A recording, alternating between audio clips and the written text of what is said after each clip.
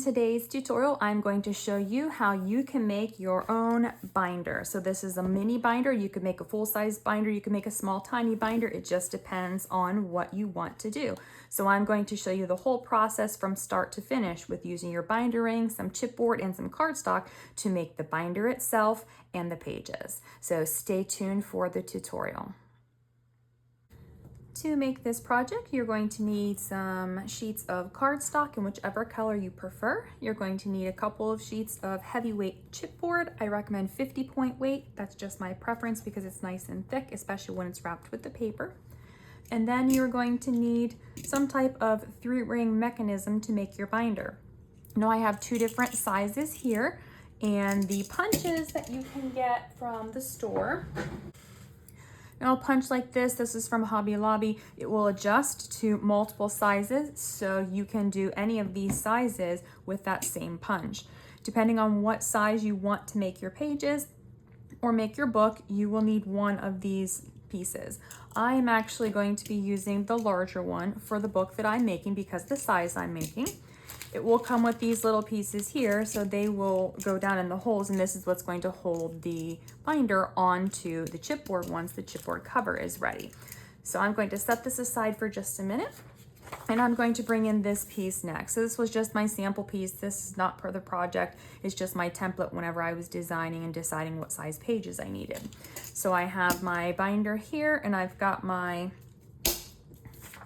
holes that line up with this binder here, and I've decided that my page, because what my friend requested and what she wants to do with this, she wants the page to be 6 inches by 9, about 9.5 inches. 9.5 was where I could get it, and I think it looks okay on the binder rings. So the album itself, the cover is going to be 10 inches. There's going to be a little bit of space around it. But I'm bringing this in because you can choose what size pages you want. So if I wanted to make these pages 8 inches or 8.5 inches, I could do that based on what I needed. So I decided what size page I was going to do first because the next step is really important. Now I'm going to bring my cover in here. For my 6 by 9.5 page, I've cut my piece to 7 by 10. The reason I cut it to 7 is because I'm actually going to be placing my binder rings down here on the back cover. So when the front cover and spine are on here, the spine is going to open up and the cover is going to open up. The rings are not going to be on the spine, the rings are going to be on the back. They make 3-ring binders like this, and I prefer them to the ones where the rings are here and then this moves with the spine. I don't like all this movement here. I feel like it's too easy for pages to tear. So I want my binder, my rings are going to be on that back cover, so then the spine and the front cover are going to move, but the pages and the rings are going to be on that front cover. So if you are going to do the same thing, you want to, here's how I got my measurement. Put your sample page in your rings, bring it all the way to the end so that it can't go this way any further. Then I want you to take your ruler and you're going to place it, mine's magnetized, you're going to place it so there's 1/8 of an inch past the edge of your rings to here. So now my page, when I do this, it is at 6 3/4. So I've decided on 7, so I'm going to have a nice uniform 1/4 inch around those 3 sides. So I've got 7 by 10. Now for my spine itself, I could, if I set my ruler up like this, I could do a 1-inch spine. It would be right on top of my rings, but I don't want to do that. So the minimum spine height that I would do would be 1 1/8 or 1 1/4. Now I've done 1.5 here. So what I'm going to do is have a 1.5 inch spine because I'm going to add a pocket to the front cover, or maybe some pages or some type of element to the front cover to give her more space in this book so she can add more things to it. So you'll just decide your spine height or your spine width based on how much you want to accommodate. So if you want to put something on your front cover, give yourself a little bit of space. If you only want it to clear basically the rings itself, 1 1/4 would be just fine. So when you have your dimensions, you're going to cut 2 of the same size for your front and back covers, and then 1 spine piece, whatever your width is, by the height of your front and back covers. Now, because my book height is 10 inches, 11-inch paper will work because I want to have enough on the top and bottom to be able to wrap my cover. So 11 is a good amount here. I'll have 1/2 inch, which is I pretty much typically use anyway. And then I will have enough side to side. Now, if you have your pieces wider than 7 inches, you may have to use 12-inch paper to do this, or you'll be combining multiple pieces. I'm going to overlap this just a little bit. It's about 1/4 inch overlapped in the center. Now I'll show you how I decided that this was a good enough size. I have my spine in the middle, and then I've taken my pieces here, and I'm just going to leave a small gap. When I go to put these together, I will leave a better gap, or I will actually be using my spacer to do this, so it'll be more uniform. But when I have my pieces together, you'll see I will also have about 1/2 inch border around both sides. So for my pieces, I do have enough space. But if you have larger covers or a larger spine section and it doesn't fit on here to where you have room to wrap it, you'll need to use 12-inch pieces of paper, or you'll need to put a piece in the center for the spine and then attach 2 pieces to the sides for each of the covers.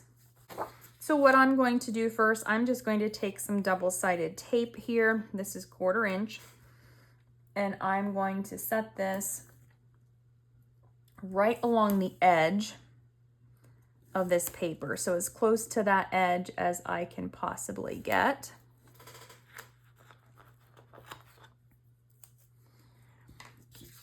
And then I'm going to use my bone folder to burnish it.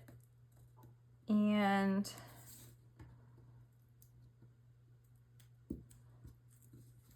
I'm going to remove just the ends like this. And I'm going to then sit my paper in the center first, lining up the edge with the edge of that tape, and then lining up the top and bottom edges, pressing down on those 2. And then I should be able to very carefully, if I can get this piece here, I'll tore on that way. So let me see if I can get it to come out this side. There we go.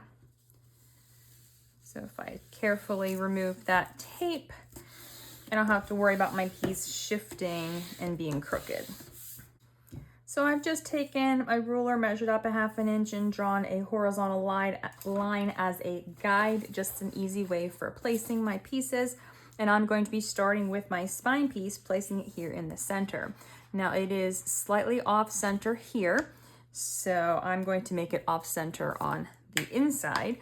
And I like to use my wet adhesive here. If you prefer to use your double-sided tape, go ahead, but you want to make sure that you have this entire chipboard piece covered.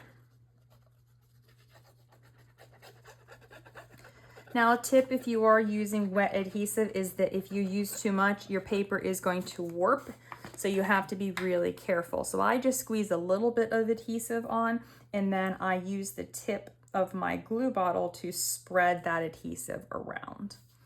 I am sitting my piece just slightly, excuse me, just slightly past to the right, past my line where the 2 papers meet, because remember, there's a line on the other side that is about 1/4 inch over to the right. So when I do this, I'll flip it in just a second and I'll show you. When I do this, this is more towards the center of my spine. Now, once you have your spine piece on, I'm going to be using my acrylic spacer here, my 1/8 inch spacer. I do sell these on my website, so if you're interested in purchasing these, I will link them in the description box below. If you don't have spacers, you can measure over 1/8 of an inch and you can draw a line. You basically want your gap between your pieces to be double the thickness of one piece of chipboard. So I can take 2 of these, set these right up against my spine, and I can draw this line here. And I can set my spacer on it, and it's the same exact width. So either way, you don't have to have the spacer, it just makes it a lot easier. What I'm going to do is apply my adhesive to the entire back side of my piece, and then I'm going to be putting it right on that paper.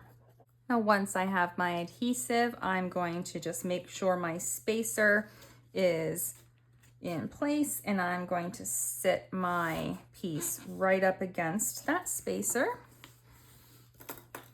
and then burnish this down. Once the first cover is on, I'm going to move my spacer to the other side, and then I'm going to apply my adhesive to the second cover. Now with the second cover, I'm going to hold my spacer in place. I'm going to press my cover up against that spacer and then use my bone folder to burnish it down. With my cover still turned over to the front side, I'm going to take my bone folder and just very carefully run my bone folder down the edge on all 4 sides, just to start this crease where this is going to wrap around my chipboard. And I'm going to flip this to make it easier.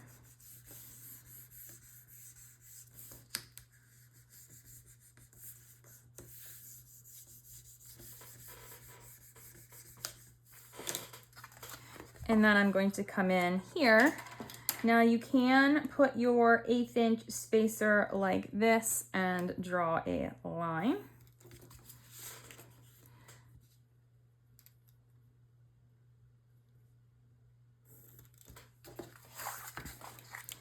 You need to leave a little bit of extra material past that corner to be able to cover that corner, so that's why we are doing this.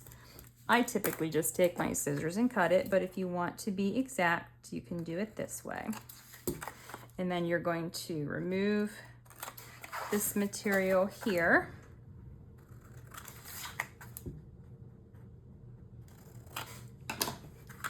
And now I'm going to take my paper up over the edge, and it'll be easier to fold since we did score it already along that edge. And I'm just going to take my bone folder up against that edge as well. Then I'm going to do the same thing on the other short edge. I always like to start with my short edges first.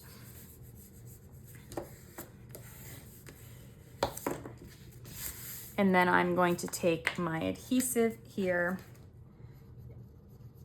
and I'm going to apply it to this 1/2 inch tab section. Now you don't want to get too much adhesive here because it will seep out, so you want to be careful. So learning how much adhesive to use can be tricky, but the more you do it, the easier it gets. Once I have my adhesive on, I'm going to fold over, burnish this down, making sure that it's nice and tight up against that edge.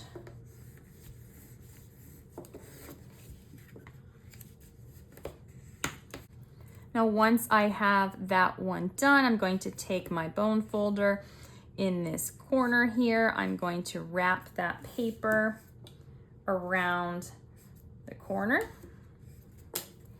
And then I'm going to flip over and apply my adhesive to my second side to wrap this side as well. Now, once I have this one covered, again, I'm going to go into the corner with my bone folder and press my paper around that point on the corner to wrap that and make sure that it's not exposed when I do the next 2 sides. So now I'm going to bring these 2 sides up and over and crease it with my bone folder. just like that. Same thing on this side.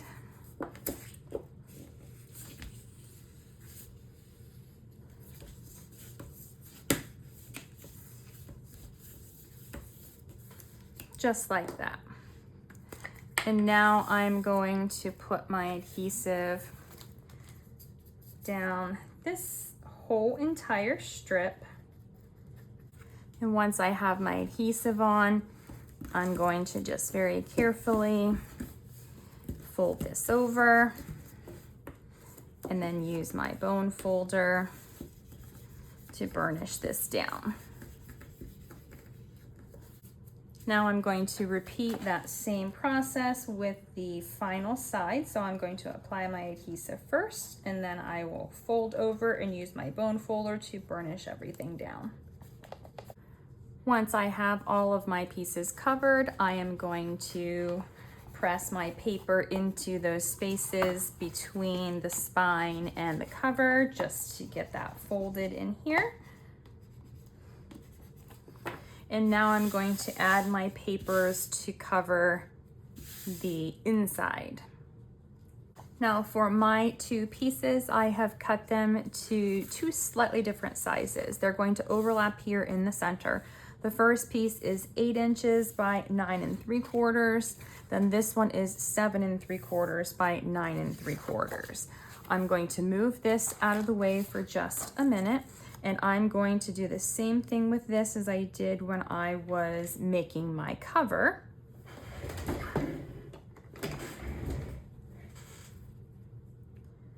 So I'm going to take my 1/4 inch tape and run it right down one of the long edges on the paper. So I need to have 1/4 inch for overlap of my pieces. Now I'm going to take my backing off just the top and bottom here like this. And then I'm going to place my second piece at the edge of my paper and my tape.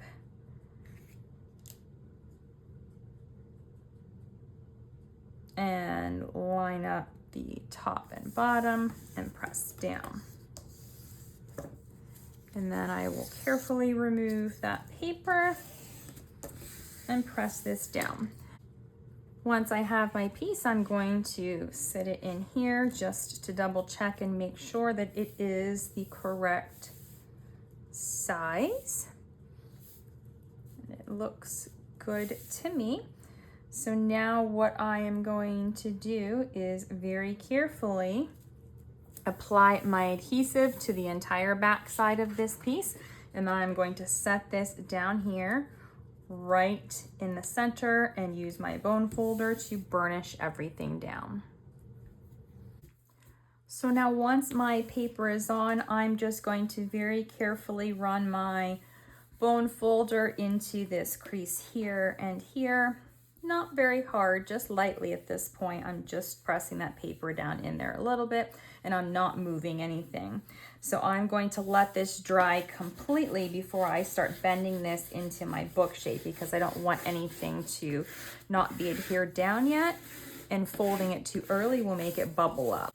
Once the paper is dry, I'm going to go ahead and lift up on my cover as I press my bone folder down into that crease and fold up here. And then I will do the same thing on the other side, running my bone folder into that crease and lifting up and over.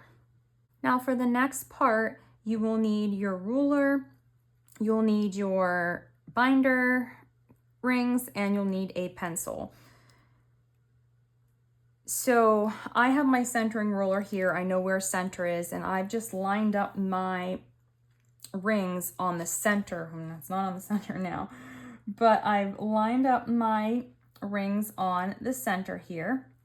And then I've made sure that it's about 1/8 of an inch over from the edge. And when I put my cover like this, when I looked into my spine, I could see that the rings were not touching that spine whenever it is sitting closed. So you want to make sure that it's not too far this direction to where the spine rubs on those rings. Then once you have this in place,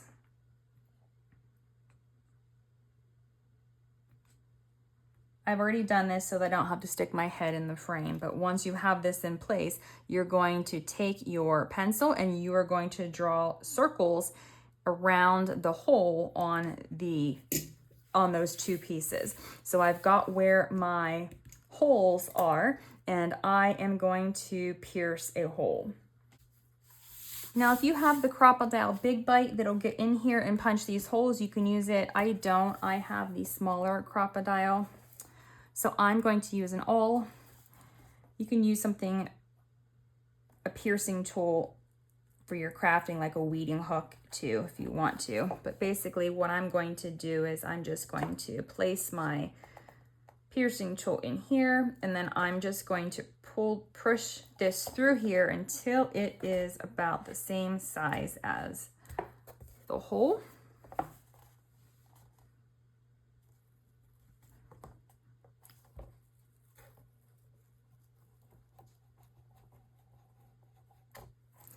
And then I'm going to do the same thing on the back side as well. And then I'm going to take my little pieces here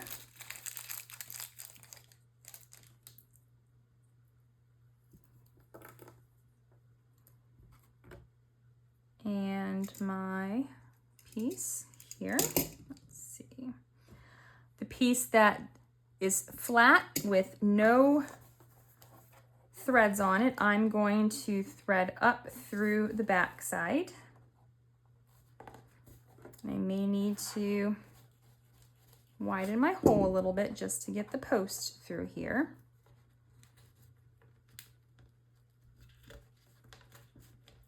Got one in.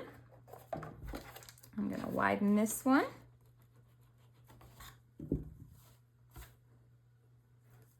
And then take my second post right through the hole. Once those posts are in, I'm going to press them so that that paper and the chipboard are as flat as I can get it. And then I'm going to place my binder right down on top and add my little screw here.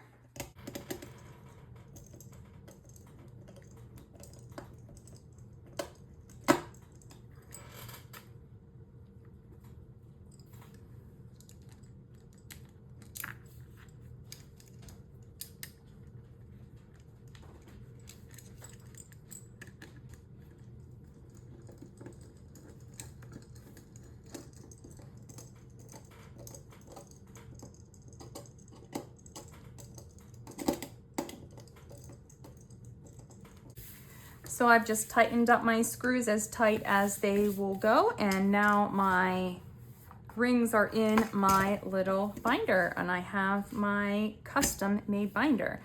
And I can open this, take my page, put my page down in here, and it has that nice space around it. And then you can see here that my binder, move this out of the way, hopefully you can see down in there that I've got a lot of room for anything I need to put in here.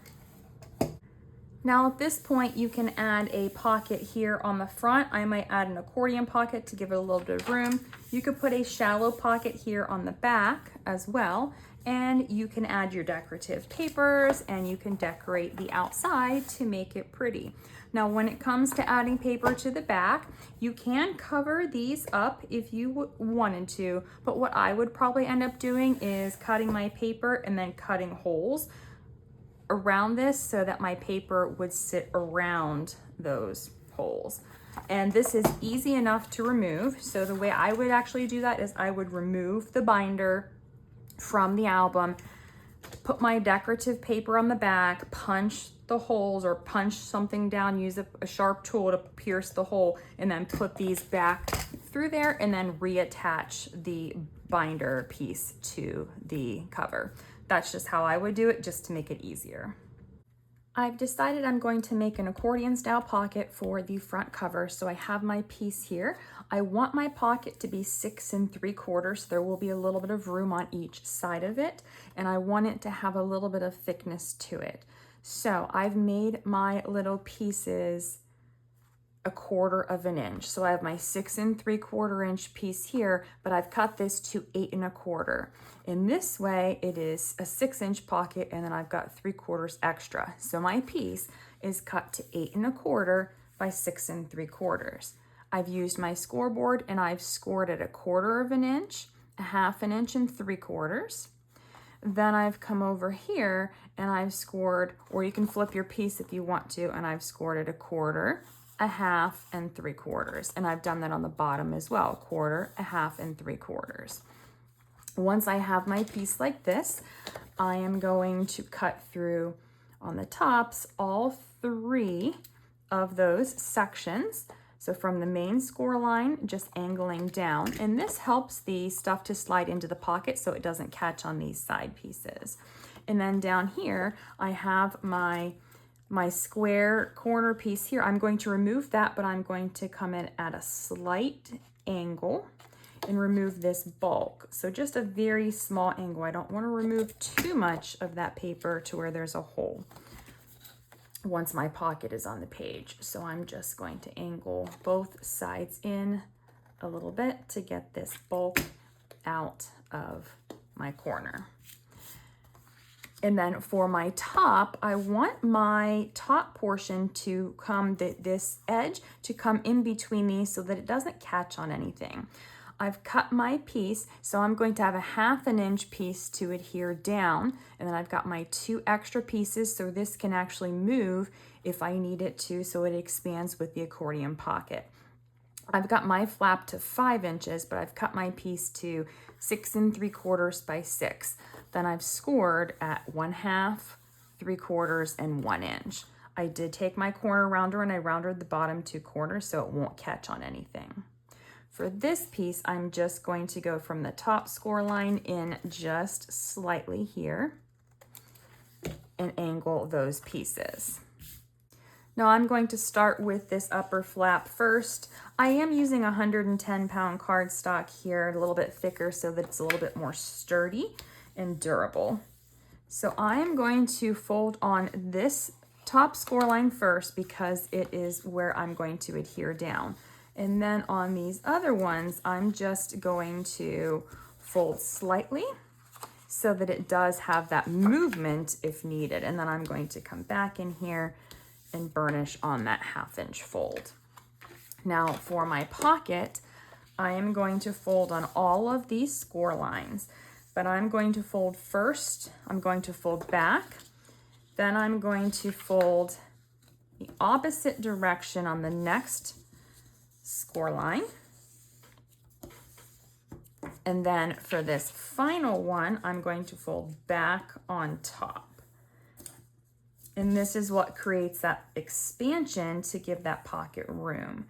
Now I want to be careful and hold these pieces so that they are straight, so that when the pocket is on the page, it will actually sit flat as well. Then I'm going to do the same thing on the other side.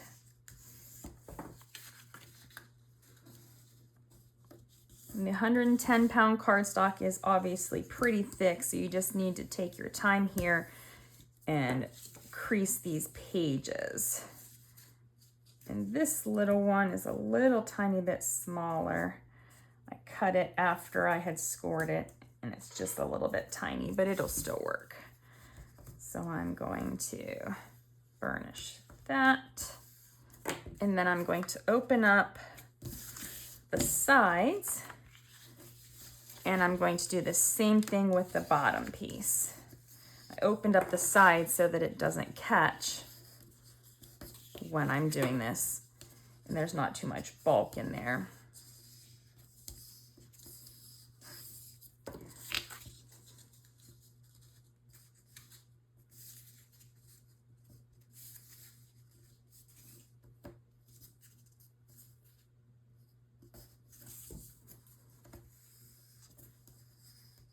So here is my accordion pocket, all ready to go.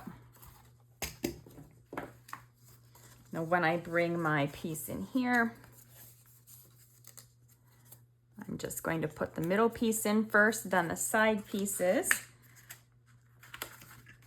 And then this, you'll see, it will sit right here on that bottom part of the page.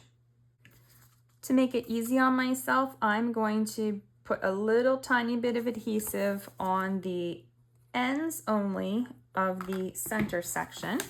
Then I'm going to hold this down and close these side pieces over and hold this in place for a minute until this tacks up. This will make it easier for me to glue this pocket in when I have it down. I could have glued this piece last, tucking it in, but it's a little bit harder that way. Or I could have glued it in first and then put the sides in, but I think it's easier to do this way.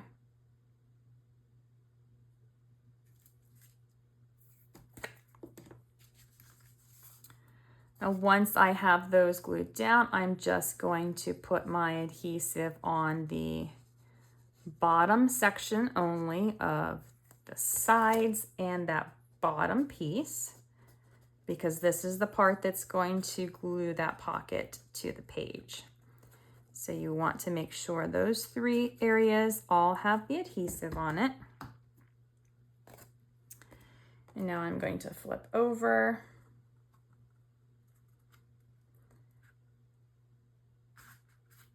And set this right down on my page, making sure that everything tucked in straight. Now what I did was I lined up the bottom edge with the edge of the paper that's on the inside, and then I used this edge on the side to line it up where I wanted it to be placed. And so then when this is closed, you'll see that the spine doesn't rub on my pocket because it's over just a little tiny bit, but we've still got this nice border here as well. Now I'm just going to burnish this with my fingers for right now to get it stuck onto the page. And then I'm very carefully going to take my bone folder in here, and I think that's a little too short, so I'm going to use my ruler. And I'm going to press down on each of those areas to make sure that's adhered down. So now we've got this nice expandable pocket so you can put lots of things inside. And then to finish the pocket off, I'm taking my top flap and I am going to line that top flap up, only placing adhesive on the 1/2 inch bottom tab section, leaving the other two sections that are scored just how they are. Now I'm going to take this and line up the edges side to side. Excuse my head for a moment. And I'm lining up the edge of my flap at the top with the edge of that paper. So now I've got that on, I'm going to burnish this down.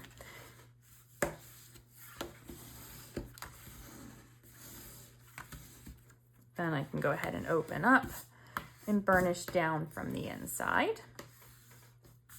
And then this, whenever this gets decorated with some decorative papers that gets tucked in here, you won't see that portion. And then this can expand to accommodate. So if you have a lot of stuff in your pocket, you can make this completely flat like this. Or if you only need a little bit of room, you use this first score line, and it makes the pocket a little bit tighter. The one final thing I am going to do is add a policy envelope closure to this. For my policy closure, I've just taken my 1-inch circle punch and some of my 110-pound cardstock, and I've cut 4 circles. I've pierced a hole in the center of all 4 of them. I'm going to double them up 2 and 2. So for the bottom one, all I'm going to do, I came up here and I just set these on here and decided where I liked the look of it, and then I came up to the center. So mine is 2.5 inches up from that bottom edge, and I made a mark, and I'm just going to go ahead here and pierce a hole in that pocket. Then I'm going to take my 2 circles and a brad. I'm going to insert my brad down through here, and I'm going to insert this down through that hole in the pocket. And I'm going to separate these just a little bit to make it easier for me to get them apart. And I'm going to open the prongs then on the back side.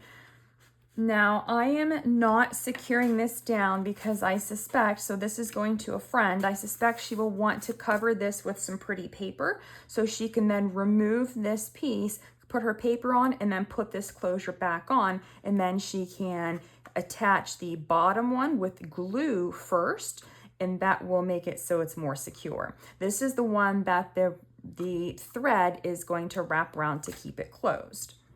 Now for this top one, I have my piece up here, so you can put this up higher if you want to, but I'm putting mine here so she has more room to decorate or add something pretty if she wants to do that. I've taken my cord and placed it through the hole in one of my pieces, tied a knot on the back, and then cut the tail so that it doesn't extend past the edge of the circle. Then I'm going to take my second brad and my final piece. I'm going to insert the brad down through the hole in this second piece. Then I'm going to open my prongs up on my brad just a little bit to get that cord to be on the inside of the brad prongs. And then I'm going to put the prongs through the hole in the second piece here. You can also do it coming over through the back side, pushing your prongs through first and then opening them up slightly and getting the knot to catch on the brad.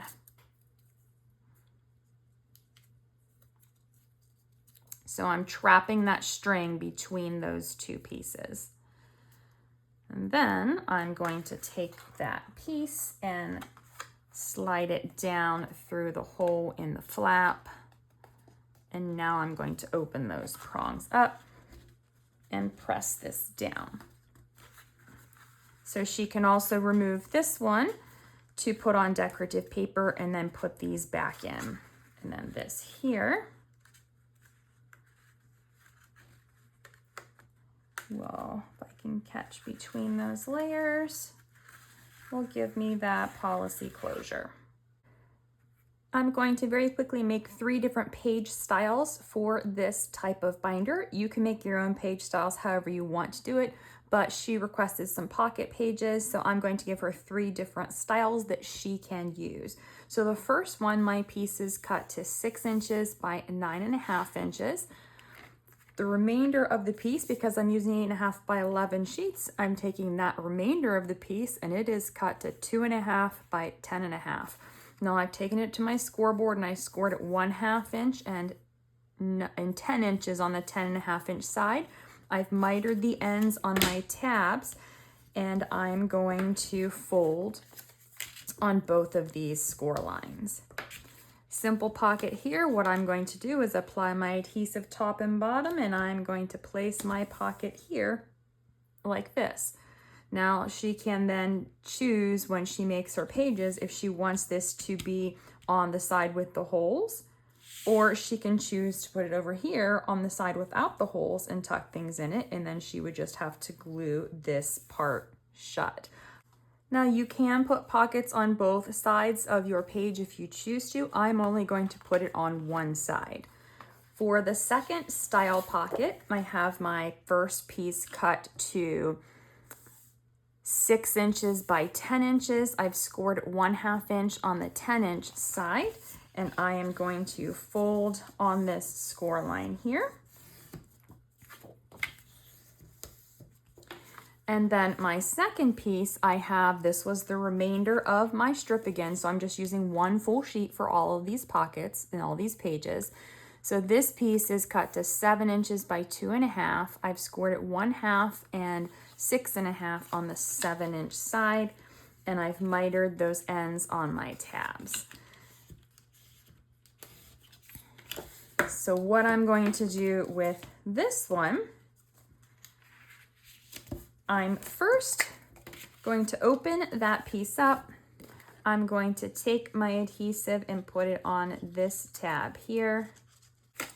And then I'm going to place this down here.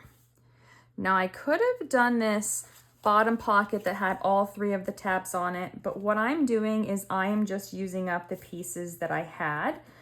So it would have been easier to make just this pocket with 3 tabs on it, which I did on the next piece, so I will show you. But like I said, I'm just using the pieces that I had, and since I had this piece cut, I didn't want the pocket to be too shallow. I just used the extra that I had on the page to make that 3rd tab. So now I'm going to fold these side tabs in and apply my adhesive to both of them.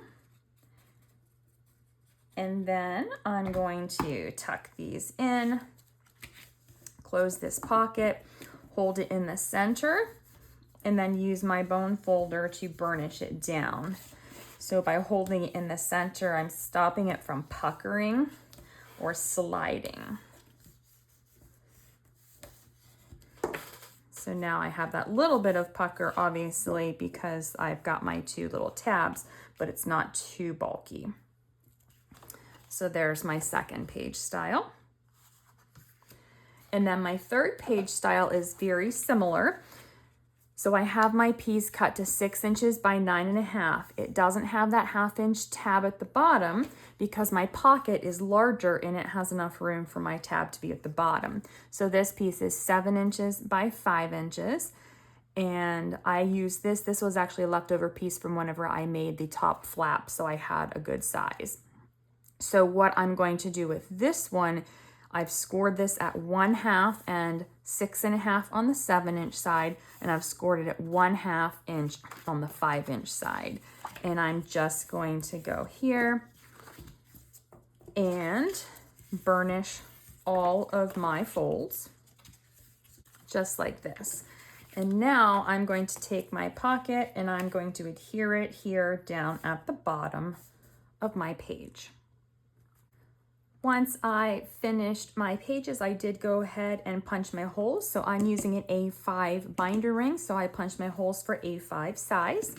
And I have my different pages here. I don't like this pocket myself because the way that it is, it just cut off on the ring. So if I was going to make this for myself, I would have made that pocket a little bit larger and just cut a separate piece rather than use that scrap piece so that it was here, or cut it smaller and made it so that it wasn't here partially on that ring. Now you could put ring reinforcers or hole reinforcers on here and that would make that pocket fine too, but it's just your personal preference. So I have my 3 different page styles here. I didn't put anything on the back cover so she could put another pocket there, but I'm just going to leave it blank because that's where all those pages are going to be sitting on. Now for here, I did go ahead and add a little charm to the end of my twine. And then on the inside, I did go ahead and I just added a little junk journal style booklet with some pages in it. I used 110-pound cardstock for the outside and then 65-pound cardstock for the inside. And I just used 4 sheets of paper for the inside and then 1 for the outside and used a pamphlet stitch.